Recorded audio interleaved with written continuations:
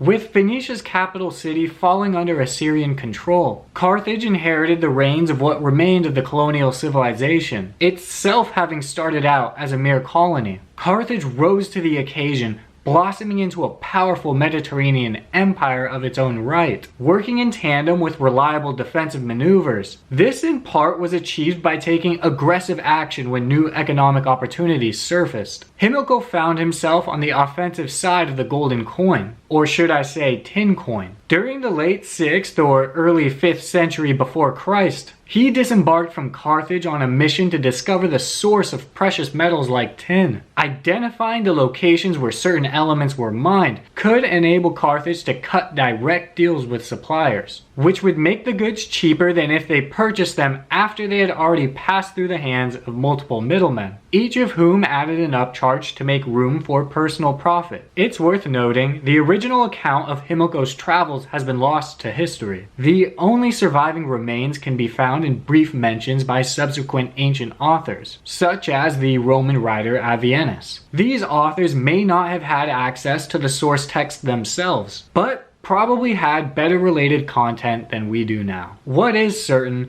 the Carthaginians of modern-day southern Spain had a heavy hand in the tin trade. Himilco could begin his treasure hunt amongst their markets, and then strategically trace the metal's distribution route back to its origin. Phoenician interest in the Iberian Peninsula's tin trade may have started as early as the 11th century BC, when a colony where Cadiz currently exists was founded. Avienus reveals the Carthaginians visited the Austramidan Isles to trade with indigenous people. Where were the Austramidan Isles? Allegedly 2 days sailing distance from Ireland. Avienus wrote, they were rich in the mining of tin and lead. For several reasons, we can figure he meant or rich Brittany and the small islands off its coast, rather than Cornwall or the Scilly Isles, the other two possibilities. Although, the Carthaginians did trade with inhabitants of Cornwall, Wales, and Ireland. Himilco's exploration inevitably carried him north along the Atlantic-facing west coast of Europe, until the wind stopped blowing,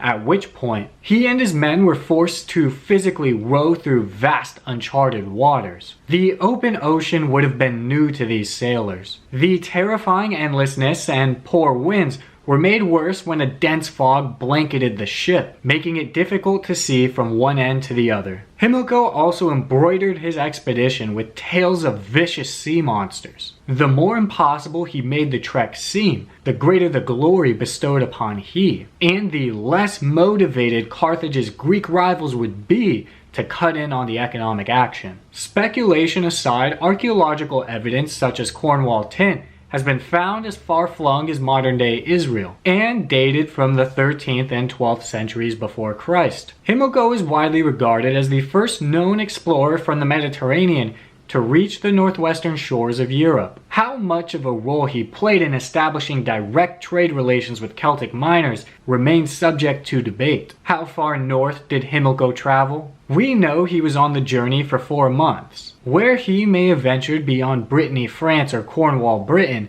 can be imaginative. Some put him in the North Sea, off the coast of Germany in Helgoland, which could be considered 4 months from Cadiz, Spain. Helgoland was the place where the ancients found amber, and it may have been a secondary goal of Himilco's expedition. In the end, the Greek explorer Pytheas of Massalia later bucked the harrowing legends of sea monsters, ducked Carthaginian blockades lurking over the Strait of Gibraltar, and discovered the near mythical Tin Islands, along with the Arctic Ocean. Yet another embodiment of the idea, we have nothing to fear but fear itself. Alrighty everybody, that's going to do it for today's video on Himilco's discovery of Western Europe. Let me know, were the sea monsters real or a psychological defense mechanism? Don't forget to smash that like button, subscribe to the channel, and I'll see you next time.